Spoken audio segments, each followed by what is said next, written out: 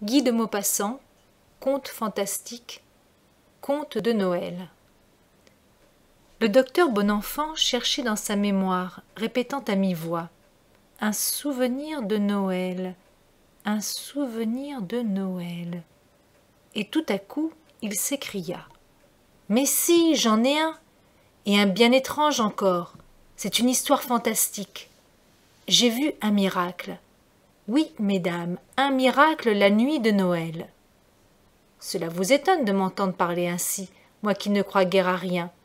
Et pourtant j'ai vu un miracle. Je l'ai vu, dis-je. Vu de mes propres yeux, vu, ce qui s'appelle vu. En ai-je été fort surpris? Non pas. Car si je ne crois point à vos croyances, je crois à la foi, et je sais qu'elle transporte les montagnes. Je pourrais citer bien des exemples, mais je vous indignerai, et je m'exposerai aussi à amoindrir l'effet de mon histoire. Je vous avouerai d'abord que si je n'ai pas été fort convaincu et converti par ce que j'ai vu, j'ai été du moins fort ému, et je vais tâcher de vous dire la chose naïvement, comme si j'avais une crédulité d'Auvergnat. J'étais alors médecin de campagne, habitant le bourg de Rolleville, en pleine Normandie. L'hiver cette année-là fut terrible. Dès la fin de novembre, les neiges arrivèrent après une semaine de gelée. On voyait de loin les gros nuages venir du nord, et la blanche descente des flocons commença. En une nuit, toute la plaine fut ensevelie. Les fermes, isolées dans leurs cours carrées, derrière leurs rideaux de grands arbres poudrés de frimas, semblaient s'endormir sous l'accumulation de cette mousse épaisse et légère. Aucun bruit ne traversait plus la campagne immobile. Seuls les corbeaux, par bandes, décrivaient de longs festons dans le ciel, cherchant leur vie inutilement, s'abattant tous ensemble sur les champs livides et piquant la neige de leurs grands becs.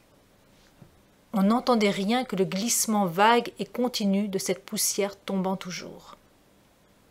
Cela dura 8 jours pleins, puis l'avalanche s'arrêta. La terre avait sur le dos un manteau épais de 5 pieds. Et pendant 3 semaines ensuite, un ciel clair comme un cristal bleu le jour, et la nuit tout semé d'étoiles qu'on aurait cru de givre, tant le vaste espace était rigoureux, s'étendit sur la nappe unie, dure et luisante des neiges. La plaine, les haies, les ormes des clôtures, tout semblait mort, tué par le froid. Ni homme ni bête ne sortaient plus. Seules les cheminées des chaumières en chemise blanche révélaient la vie cachée par les minces filets de fumée qui montaient droit dans l'air glacial. De temps en temps, on entendait craquer les arbres, comme si leurs membres de bois se fussent brisés sous l'écorce. Et parfois, une grosse branche se détachait et tombait, l'invincible gelée pétrifiant la sève et cassant les fibres. Les habitations semées çà et là par les champs semblaient éloignées de 100 lieues les unes des autres. On vivait comme on pouvait. Seul, j'essayais d'aller voir mes clients les plus proches, m'exposant sans cesse à rester enseveli dans quelques creux. Je m'aperçus bientôt qu'une terreur mystérieuse planait sur le pays. Un tel fléau, pensait-on, n'était point naturel. On prétendit qu'on entendait des voix la nuit, des sifflements aigus, des cris qui passaient. Ces cris et ces sifflements venaient sans aucun doute des oiseaux émigrants qui voyagent au crépuscule et qui fuyaient en masse vers le sud. Mais allez donc faire entendre raison à des gens affolés. Une épouvante envahissait les esprits et on s'attendait à un événement extraordinaire. La forge du père Vatinel était située au bout du hameau d'Épivant, sur la grande route, maintenant invisible et déserte.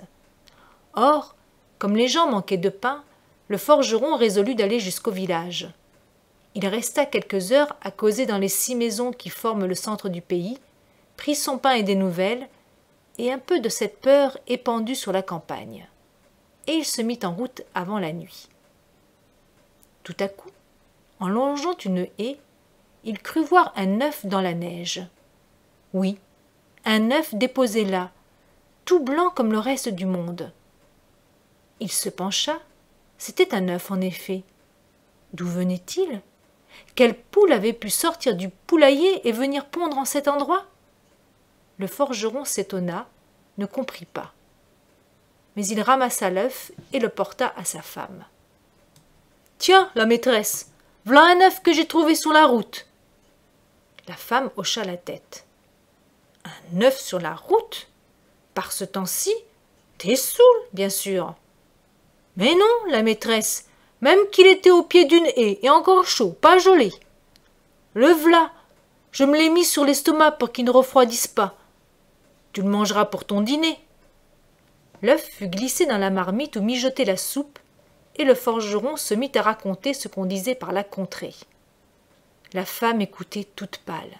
« Pour sûr que j'ai entendu des sifflets l'autre nuit, même qu'ils semblaient venir de la cheminée. » On se mit à table, on mangea la soupe d'abord, puis, pendant que le mari étendait du beurre sur son pain, la femme prit l'œuf et l'examina d'un œil méfiant. « S'il y avait quelque chose dans cet œuf, qu'est-ce que tu veux qu'il y ait? Je sais-tu, mais... Allons, mange-le et fais pas la bête. » Elle ouvrit l'œuf. Il était comme tous les œufs et bien frais. Elle se mit à le manger en hésitant, le goûtant, le laissant, le reprenant. Le mari disait « Eh bien, qu'est goût qu'il a, cet œuf ?» Elle ne répondit pas et elle acheva de l'avaler.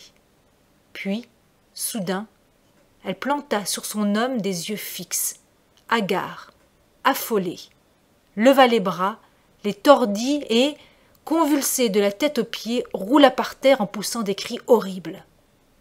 Toute la nuit, elle se débattit en des spasmes épouvantables, secouée de tremblements effrayants, déformée par de hideuses convulsions.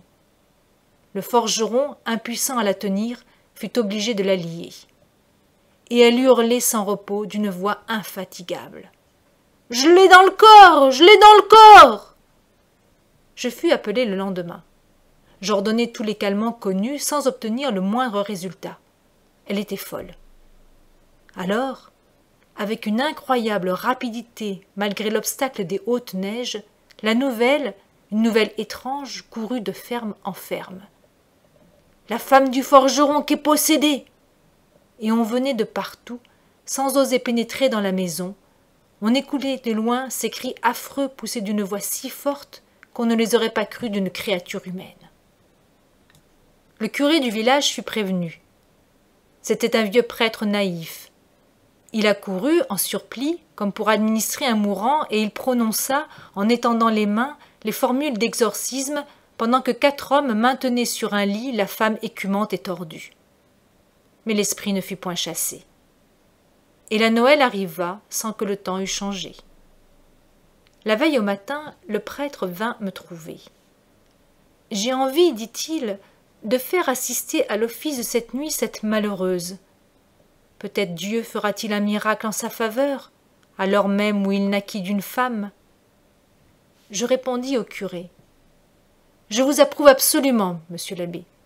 Si elle a l'esprit frappé par la cérémonie, et rien n'est plus propice à l'émouvoir, elle peut être sauvée sans autre remède. » Le vieux prêtre murmura. « Vous n'êtes pas croyant, docteur, mais aidez-moi, n'est-ce pas? Vous vous chargez de l'amener ?» Et je lui promis mon aide.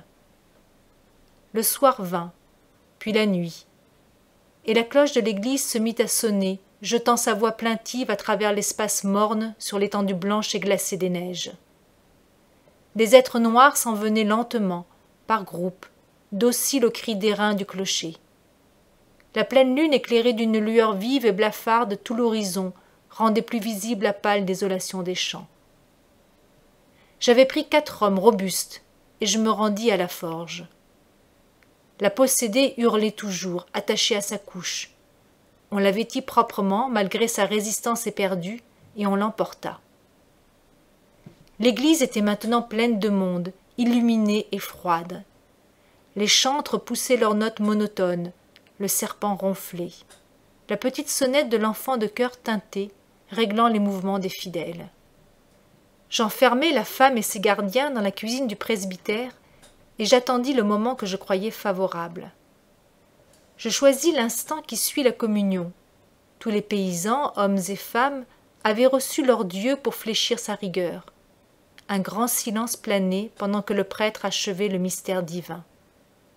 Sur mon ordre, la porte fut ouverte et mes 4 aides apportèrent la folle. Dès qu'elle aperçut les lumières, la foule à genoux, le chœur en feu et le tabernacle doré, elle se débattit d'une telle vigueur qu'elle faillit nous échapper, et elle poussa des clameurs si aiguës qu'un frisson d'épouvante passa dans l'église. Toutes les têtes se relevèrent, des gens s'enfuirent. Elle n'avait plus la forme d'une femme, crispée et tordue en nos mains, le visage contourné, les yeux fous. On la traîna jusqu'aux marches du chœur, et puis on la tint fortement accroupie à terre. Le prêtre s'était levé. Il attendait. Dès qu'il la vit arrêtée, il prit en ses mains l'ostensoir ceint de rayons d'or, avec l'hostie blanche au milieu, et, s'avançant de quelques pas, il l'éleva de ses 2 bras tendus au-dessus de sa tête, le présentant au regard effaré de la démoniaque. Elle hurlait toujours, l'œil fixé, tendu sur cet objet rayonnant. Et le prêtre demeurait tellement immobile qu'on l'aurait pris pour une statue. Et cela dura longtemps, longtemps. La femme semblait saisie de peur, fascinée. Elle contemplait fixement l'ostensoir, secouée encore de tremblements terribles, mais passagers, et criant toujours, mais d'une voix moins déchirante. Et cela dura encore longtemps. On eût dit qu'elle ne pouvait plus baisser les yeux, qu'ils étaient rivés sur l'hostie. Elle ne faisait plus que gémir, et son corps raidi s'amollissait, s'affaissait. Toute la foule était prosternée, le front par terre. La possédée maintenant baissait rapidement les paupières, puis les relevait aussitôt, comme impuissante à supporter la vue de son Dieu.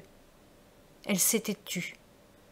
Et puis soudain, je m'aperçus que ses yeux demeuraient clos.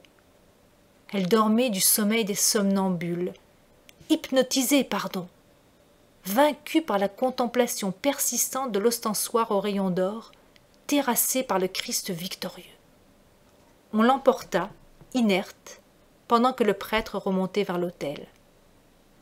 L'assistance, bouleversée, entonna le Te Deum d'action de grâce. Et la femme du forgeron dormit 40 heures de suite, puis se réveilla sans aucun souvenir de la possession ni de la délivrance. Voilà, mesdames, le miracle que j'ai vu. Le docteur Bonenfant se tut, puis ajouta d'une voix contrariée. Je n'ai pu refuser de l'attester par écrit. 25 décembre 1882.